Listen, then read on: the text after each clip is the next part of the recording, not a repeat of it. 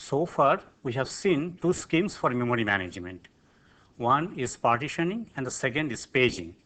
In the case of a partitioning, the requirement is that contiguous memory is to be allocated to a process. Now, as the processes enter and leave the systems, many holes are created in the physical memory, and we tell this to be a problem of fragmentation. In fact, to be specific, this we call external fragmentation. Now, to get rid of this fragmentation problem, we will have to do compaction, which entails overhead. Now, in the case of a paging, that allocation of contiguous memory need not be there, as we have discussed already, but there is still a little bit of wastage of memory in terms of what we call that internal fragmentation. Since the last page will not exactly fit into a frame, some amount of memory will be wasted, and this we call that internal fragmentation. Now, paging scheme is a very popular and very effective scheme. Let us continue discussion on the paging schemes. But before we start the discussion, let us recapitulate a bit to see that where we left and from where we should start. Okay. Now, this is a diagram I have already shown.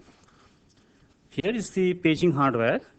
We said that CPU produces a logical address, right, which is in terms of a page number and displacement. This page number is mapped into the frame number, which comes over here by means of this page map table, and this frame number and displacement constitute the physical address. We come to a particular frame and a displacement, use a displacement to come to a particular address. Now, this page, as we said, has to reside in memory, and so that this page can be easily located, we keep a register which we call that page table pointer or page table base address register, which points to the beginning of a page that is in the memory. The set of all page table pointers of all the processes are kept in a table, and as the operating system switches from one process to the other, the corresponding base table pointer, page table pointer is loaded into the register. Okay. Now, as I said that this to access a particular memory location, the CPU has to go twice to the memory to access a particular memory location, one for the page map table and then for that location itself, okay, for that address itself. Now, to alleviate this problem, we brought in what we called that translation look aside buffer, okay, and the translation look aside buffer. Well, here is a spelling mistake. This will be translation look aside buffer. This works. This is basically a content addressable memory or an associative memory, and works the same principle as we told with that cache memory. Part of page map table is here. This is a hardware register. This page is first consulted with this number is first consulted with this TLB. If a match is found, then that frame number comes out of this TLB. Otherwise, the frame number is obtained from that page table. Now, if there is a hit, you know that immediately the speed of access of the memory location is pretty fast, because this is a pretty fast memory. Otherwise, once more we will have to go twice to the memory to access a particular memory location. Now, this we know, this we have said, just to remind you what has been discussed. Now, let us come to the other points. Okay. One important point is that protection and the validity, right? Now, you see that say this is a page table for a particular process. Now, you see the processes may be of various sizes, right, of various length. So that, for example, this process is of length, okay, 5 pages, and therefore all these pages starting from 5, 6, and 7, the pages 0 to 4 are valid. starting from 5, 6, 7 are invalid, and therefore we keep a valid bit in the page map table where the 0 indicates that it is an invalid page number. Okay? And if, for example, this particular page 5 or 6 or 7 or any page beyond it is accessed, then this validity bit immediately produces an exception trap, and the operating system gets hold of control and then declares that the process has gone beyond its limit, right? Therefore, we keep a valid bit, but of course what we can do, and many times it is done in practice, is that we keep a page table length register. In that case, all these entries will not be necessary. This length register will contain the length of a particular page of a process, and this length register is consulted, okay, in terms of that page number. If it goes beyond the content of that length register, then it is declared as an invalid access, and immediately the trap takes place, right? Another important thing is the protection bits. Since many processes will be there, naturally the process has to be protected from others, and it should not harm other processes as well. Okay. Now, to protect, what can be done is that we keep protection bits, say 2 bits we keep here, and declare a particular page, whether it is read only, whether it is read write, or whether it is execute only by a bit combination. For example, we can say that if it is 0, 0, then it is read only. If it is 0, 1, say it is read write, and if it is say 1, 1, then it is execute only. That way, that protection and validity information can also be kept in the page table, right?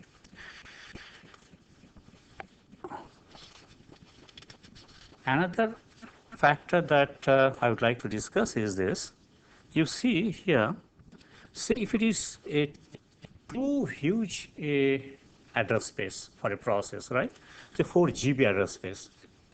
You can see that if we create a page size of 4K, that means only 12 bits we have used. Therefore, 20 bits, as we told earlier, is kept for that page number, which means it's a huge page map table, okay, huge page table of 1 million pages, therefore 1 million entries. Now, sometimes what is done is that instead of keeping such a huge table, the table is divided into 2 levels, okay. Now, for these 20 bits is divided into 10 and 10 bits. The first 10 bit points to the first page table, okay, the first level page table. Entry of that points to the beginning of the second level page table. Therefore, this is, we can say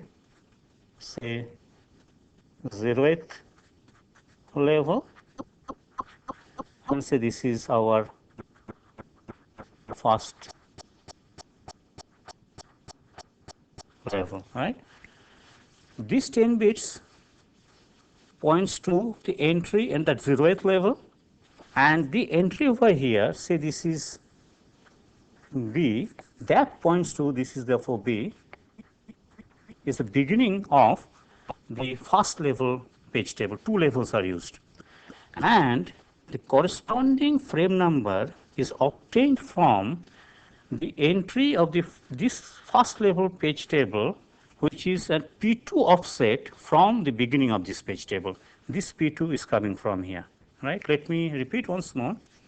The 0th level page table gives the base address of the first level page table.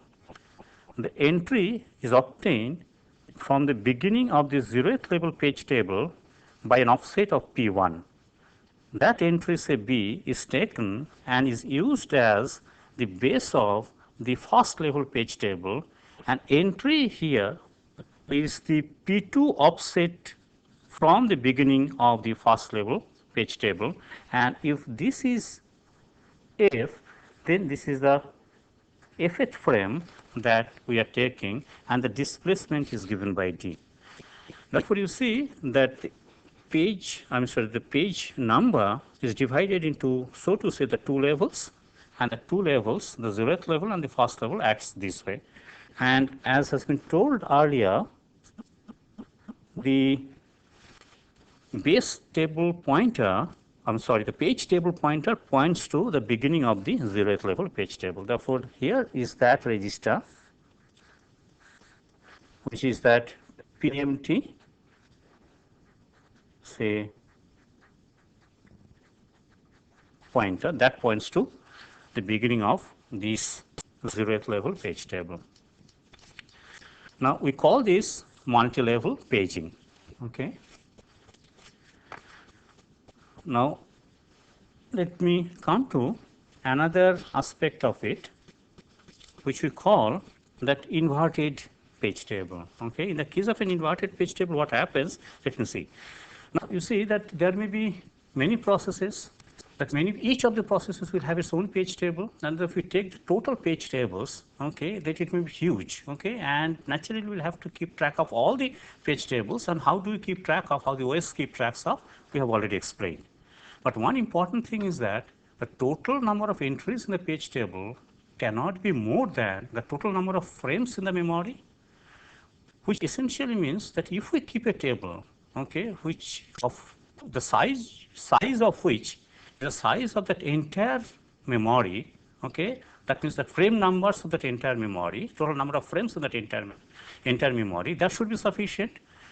That we can utilize in the case of an inverted page table. Let us explain how it is utilized. Okay. Say this is my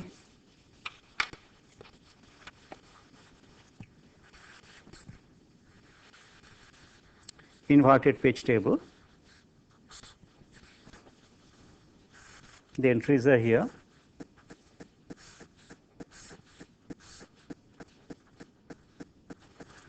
Say this is the physical memory.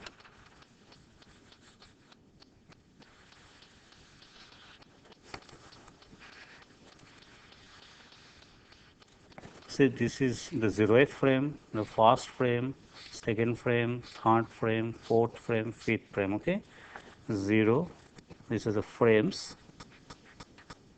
Sorry.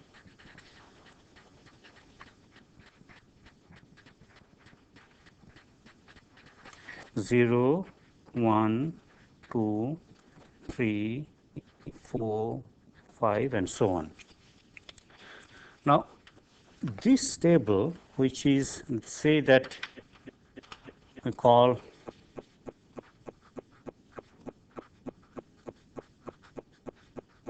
inverted page table, say that job 0, page 3 is in that 0th frame.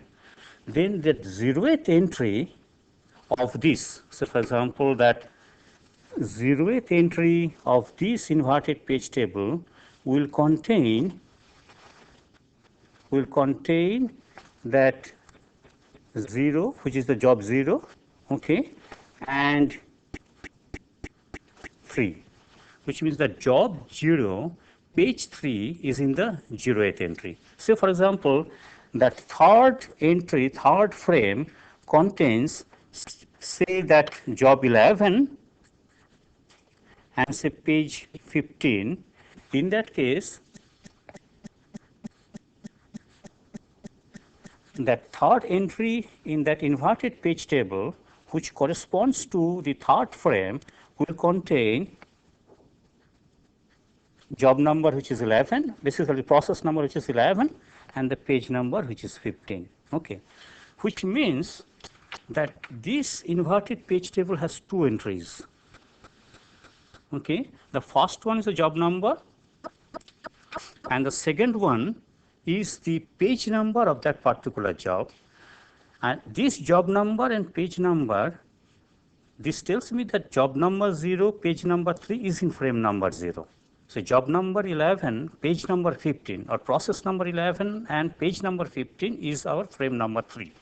Therefore, this table very clearly indicates that which particular frame is containing which particular process and what page number of that process. Right? If I go to that any, say, ith entry, from that ith entry, we should be able to find out, if we find out that say the process number is J15 and say the page number is say P22, then we know that ith frame contains that particular process number and that particular frame number. That is exactly what has been kept in that inverted page table. Okay, in the case of an inverted page table, this we keep the process ID and the corresponding page number. Okay, the CPU generates the logical address, and as the logical address is generated, okay, the process ID is known, that which process now right at this moment is in the running state. The process ID is appended with the total logical address. Therefore, the logical address is now the process ID, the page number, and the displacement within the page. Okay, that all these three together now makes a logical address. Now the process ID and the page number is fed to this inverted page table, and a parallel search is executed here. Now, it would have been very nice if associative memory could be used, okay, or the totally content addressable memory could be used. In that case, the PID and P can be matched parallelly at every location, and if there is a match, for example, here, if the process ID is 11 and page number is 15, there will be a match here, and as soon as there is a match, the associative memory will output 3. That means third frame contains this process ID and this page number, process ID 11 and page number 15. Okay.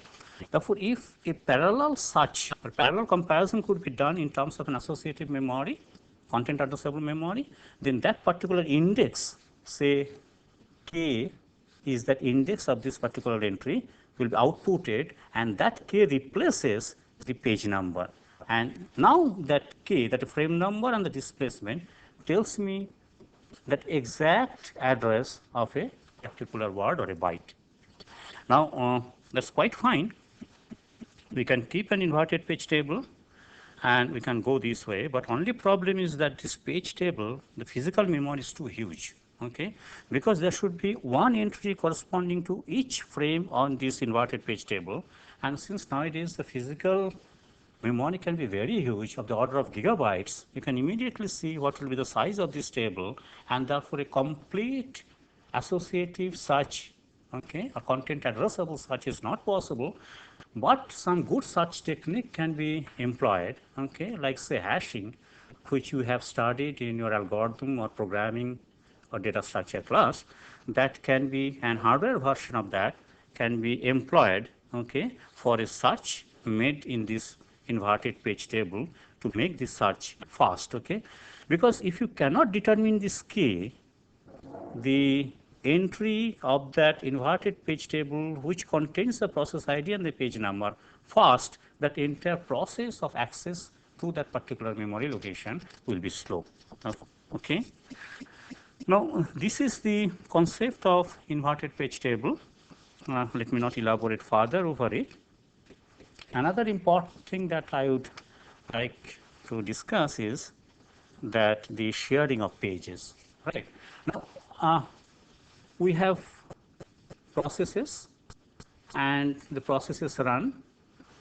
From page to frame mapping is done dynamically during that execution time.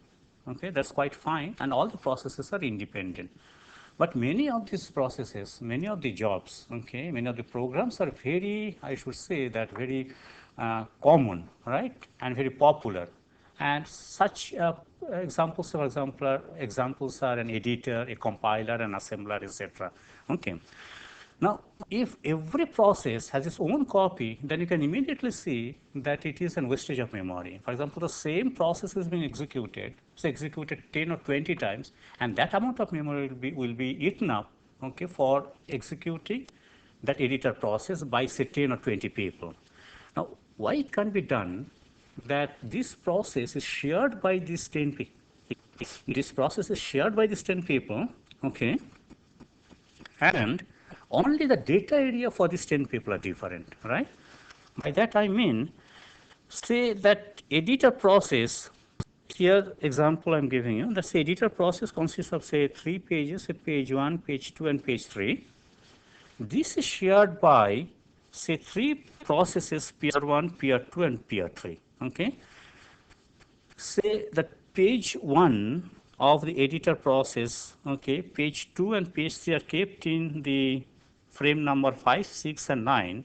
Therefore, the page map table of peer 1, peer 2, and peer 3, that 5, 6, and 9, that page 1, page 2, and page 3 are all points to this page 1, page 2, and page 3. So 5, 6, and 9. Therefore, this also points to here, this also points to here, and this also points to here. Okay, all of them.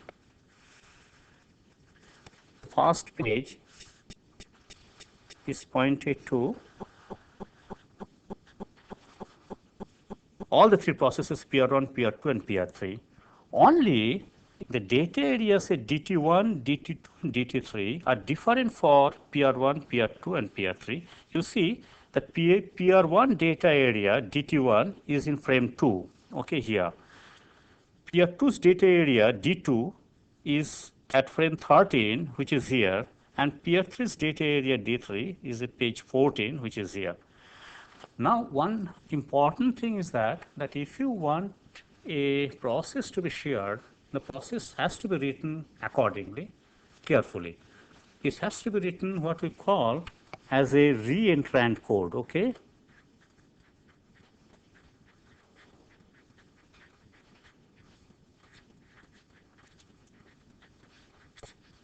A reentrant code is that which does not change itself and which as you switch, say from one environment to the other environment, from one process to the other process, is able to address different data areas, right? For example, when the operating system will be switching from process PR1 to PR2, immediately you can see that we will switch from data area DT1 to DT2 because here it is 13 and there it was 2, right?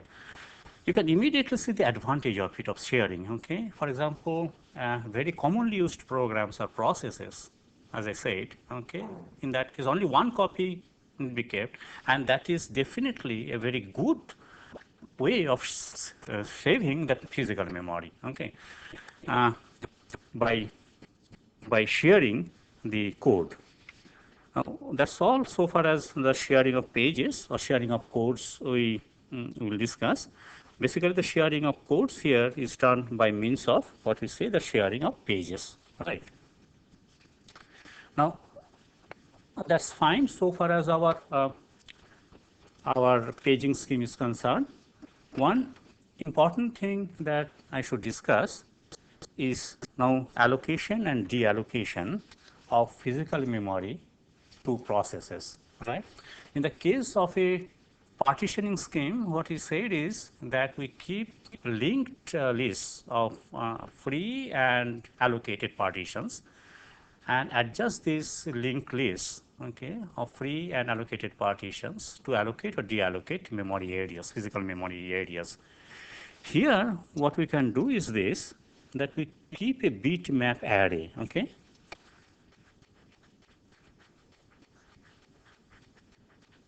In this bitmap array, essentially it's an array of bits.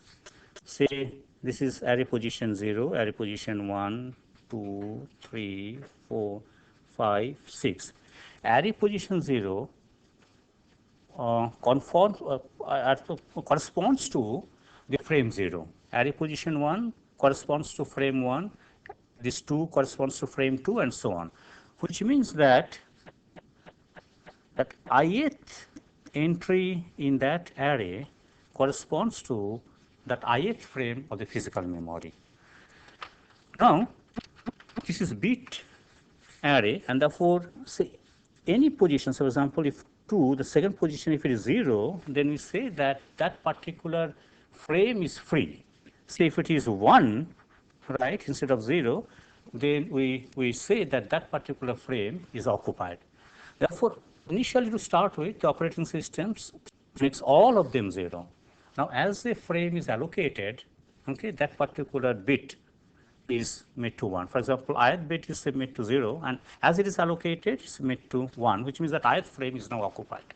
Now, as the process is over, okay, and exits the system, all the frames that the process was occupying, okay, are then made to 0, indicating that those frames are now available for reallocation, right? Therefore, the bitmap array is a very nice way of allocation and deallocation of the frames of the physical memory to processes. Now, that's all so far as our paging techniques is concerned. I will come back at the fag end of this paging technique to discuss something more that we can achieve. Okay, but before that, let us now go to what we call a segmentation. This is a third scheme of memory management, and we call it a segmented memory management scheme. That means memory management scheme that is based on segmentation. Now let us first see what we mean by a segment, okay? Now the segmentation, that the criterion or the characteristics are that it supports user view of memory, okay? What does it mean? I'm coming to. Because you see that as we write a program we write as a collection of segments like say procedure, subroutines, functions, data area, stack area, common block, etc. Okay. Therefore, when the user writes a program, user has this concept that there are different segments, and collection of it is his program. Okay, a collection of it is his job. Now, but that view goes as it is compiled, object module is made, other object modules are made, linked together, and here when we get it, it is essentially a linear spread of a program. Okay, there that differentiation between different segments goes. Okay, it is more or less almost a linear pattern, monolithic pattern of an address space, right? And therefore, that is loaded and executed. But what naturally the logical view is that, say, for example, this is one segment, say procedure, say subroutine, a data area, a common area. This is what is the logical view of a programmer. Now, if we keep this logical view, if you can keep this logical view, then one, first possibly this particular segment we can map here in my physical memory. 2 I can map here, 3 I can map here, and 4 I can map here in the physical memory, and try to keep them that way itself. That means procedure is a separate segment. We handle it separate segment. We keep in the memory in the separate segment, okay, and naturally execute it as a separate segment. Similarly for others, right? To be able to do it while it's even being executed, the logical addressing scheme has to change. The logical addressing scheme has to, in that case, its segment number followed by an offset. Okay. Instead of, say, for example, a linear address that is generated, it is as if a 2-level address that is generated.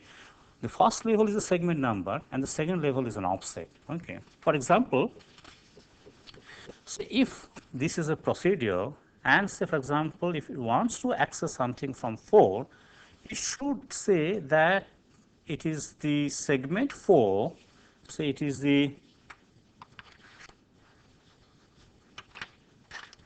segment 4 and say offset 500 that it wants to go. In that case, it will come to say segment 4, and this is the offset 400. That way that accessing can be done. And now you can see very easily, if the entire thing is now loaded in the physical memory the way I have shown, and if we can keep a table which shows that which particular segment has been loaded where, then this addressing scheme will definitely work with all these segments, keeping its own identity, own individuality, right? That is what exactly is done in the case of a segmented memory management scheme. Here you see that I have shown a segmentation hardware. Let us see it a bit carefully. Okay. Here, the CPU generates a virtual address, which is a segment number and a displacement. As I've said it, that CPU here generates an address, which is a segment number and is a displacement, right? That segment number is taken, it goes to the segment table, right? Then firstly, that segment table contains two information. One is the base, that means from where that segment has started. Say if the segment has started from where, this is the base of the segment, right? Say this is the segment that has started. And another is the limit, that means the length of the segment. Now this displacement is first checked or compared with this limit. If it finds that the D, the displacement is less than the size of the segment, then naturally the addressing is all right. For example, if the total size of this particular segment 4 says 1000, and if the displacement generated is 1500, in that case naturally I have gone beyond the segment and therefore an error condition has taken place.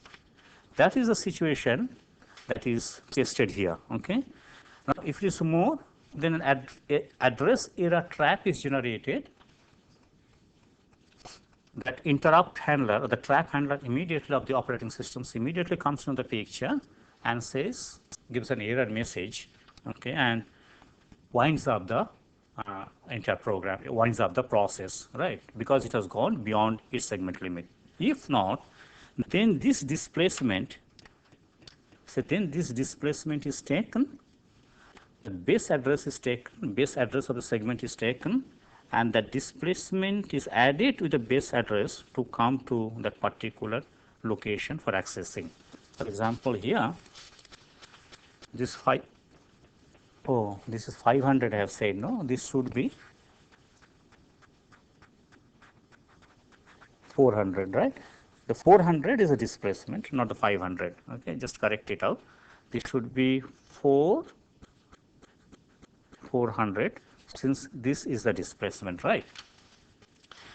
Which means, for example, it takes the base address here, say this is the base address, 400 is added to this base address to come to this particular location, okay? Now, this way you see that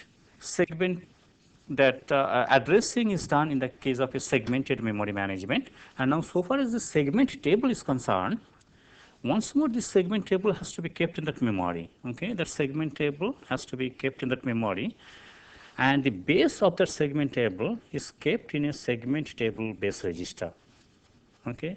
And as we switch from process to process, the segment table base register is accordingly loaded, right? Now let me just in brief recapitulate what I have said regarding this segmentation hardware. Here is the CPU which generates the virtual address. The virtual address is generated in terms of the segment number and the displacement. As I said, say it generates an address, the segment number say 404 and the displacement say 400. The segment number is 4 and the displacement is 400. That displacement is checked with a limit to check whether you have gone beyond the segment length or not. If it goes beyond the segment length, an error trap is generated and the error handler comes into the picture, right? Otherwise, it finds the base of that particular segment, which is the base. That means this base it takes, this base it takes, okay? That is added with the displacement D to come to the particular memory location, which is being accessed, okay, and it is accessed, okay. Now to find the segment table within the memory, since the segment table has to be in that memory, a segment table base register is there. This is a hardware register once more, and it is loaded with the beginning of the segment table, this B, okay. The beginning of the segment table is loaded into the segment register. Therefore, the segment table base addresses of all the processes is kept in a table, and when a process is switched from one process, when the operating system switches from one process to the other, the corresponding beginning or the base address of the segment table is loaded into the segment table base register along with other actions the OS has to take to switch a process. Okay. Now this is what is our segmentation hardware is. Now what do we gain? Like from the paging, if we come to the segmentation, what do we gain? The advantages is mainly that enforcing a protection and sharing of information is turned out to be easy. In the case of a paging, now after the entire thing has turned to be a linear address of the entire complete process, right? Now that enforcing protection and sharing of information is a little bit difficult because you know that two different, I should say, segments can be in one page, can fall in one page, okay? But here, that will not be there. The different segments can be taken, right, as its entity and can be dealt as an entity, okay, even during execution time, and therefore enforcing protection and sharing of information will definitely turn out to be much easy. Now, that's what is our segmentation scheme is concerned. Therefore, we have three schemes now. One is the partitioning, second is the paging, and third is the segmentation. Okay. Now, can we achieve something more by that since we have now segmentation and we have paging, can you combine them to have the advantages of both the segmentation as well as the paging? And that is possible with a scheme of segmentation with paging. Right. Let us see what is done in the case of a segmentation with paging.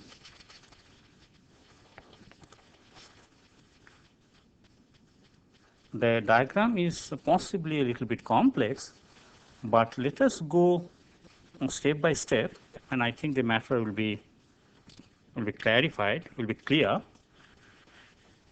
Here, you see that logical address has been generated by the CPU. Now, in the case of a segmented memory management, what happens? A segment number is generated and an offset is generated, okay, and a displacement is generated, right? Here is the scheme. Let us see. The CPU generates a segment number and a displacement D, right? Now, this displacement now is divided into two components. One is a page number and another is an offset, which means that every segment is now divided into pages. Every segment is now divided into pages. The segment number comes here. This portion you see from here to here between these two vertical lines is a segmentation management, right? The segment number comes here.